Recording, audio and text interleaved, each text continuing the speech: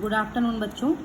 देखिए इकोनॉमिक्स में लेसन 2 के अंतर्गत आज का हमारा टॉपिक क्या है? आर्थिक क्रियाकलाप। आर्थिक क्रियाकलाप के विषय में मैं आपको बता दूं कि वो क्रियाएं जिससे जो है मनुष्य की आर्थिक स्थिति मजबूत होती है, वो जीविकोपार्जन करता है, उसी को हम आर्थिक क्रियाकलाप बोल सकते हैं। और आर्थिक क्रियाओं को भी हम 2 भागों में बांट सकते हैं। आर्थिक क्रियाओं को 2 भागों में बांट सकते हैं। पहला हमारा पार्ट है क्या? बाजार क्रियाएं, और दूसरा क्या है? गैर बाजार क्रियाएं। अब देखिए बाजार क्रियाएं क्या हैं और गैर बाजार क्रियाएं हैं, इसको हम समझते हैं। बाजार क्रियाओं में क्या आता है? वेतन या लाभ के उद्देश्य से जो की गई क्रियाएं होती हैं। बाजार क्रिया का मतलब जैसे मान लीजिए कोई किसान है, उसने जो है गेहूं की फसल मान लीजिए पैदा की, तो गेहूं की फसल पैदा करने के बाद जो वो गेहूं ले गया बाजार में बेचने, जो है अपने उपभोग के लिए निकाल करके, उससे जो उसको प्रॉफिट हुआ जो है उसको जो है बाजार में वो बेचने गया, तो इसी को क्या कह सकते हैं? हम उसी को हम बाजार क्रिया कह सकते हैं। तो बाजार क्रिया में क्या होता है कि वेतन या लाभ के उद्देश्य से क्रियाएं की जाती हैं। मतलब जो चीज़ों को ले जा करके मार्केट में हम बेचते हैं, लॉन्च को होती हैं चीज़ें, तो उससे जो हमको लाभ मिलता है, प्रॉफिट मिलता है, या जो है बाजार में किसी भी फर्म में हम काम करते हैं तो वो जो वेतन मिलता है उसी को हम बाजार क्रिया कहते हैं। और इसके लिए जो है क्या होता है, सबसे आवश्यक पॉइंट इसमें क्या है? पारिश्रमिक का भुगतान। बाजार क्रिया का सबसे महत्वपूर्ण पॉइंट ये है कि इसमें पारिश्रमिक जो है मिलता है हमको, ठीक। और इसमें जो है सरकारी सेवा सहित वस्तु और सेवाओं का उत्पादन भी सम्मिलित है।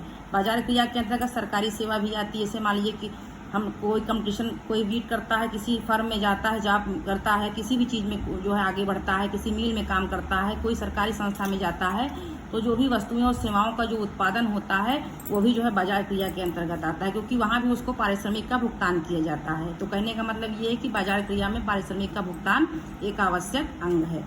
उसके बाद गैर बाजार क्रियाओं के बारे में देखिए।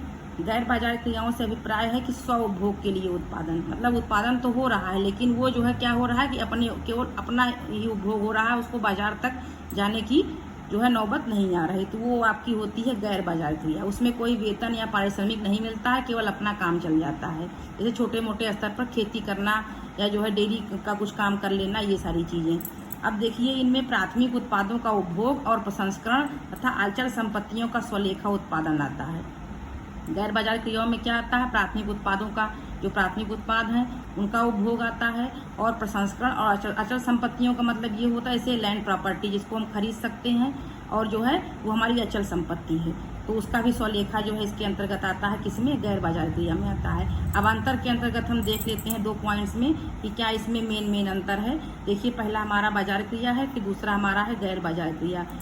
बाजार क्रिया क्या है? इसका मुख्य उद्देश्य है लाभ कमाना, और गैर बाजार क्रिया में क्या है मेन पॉइंट? स्व उपभोग। देखिए इसमें जो है लाभ कमाना है, इसमें स्व उपभोग, मतलब इसमें केवल हैंड टू माउथ है, इसमें जो है लाभ कमाना है, ठीक। उसके बाद दूसरा क्या है?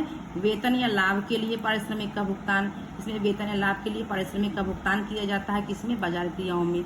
और गैर बाजार क्रियाओं में क्या है? स्व उपभोग का संबंध उत्पादन से, मतलब जो उत्पादन किया जाता है वो अपने उपभोग के लिए किया जाता है, उसका जो है बाजार से कोई लेना देना नहीं होता है।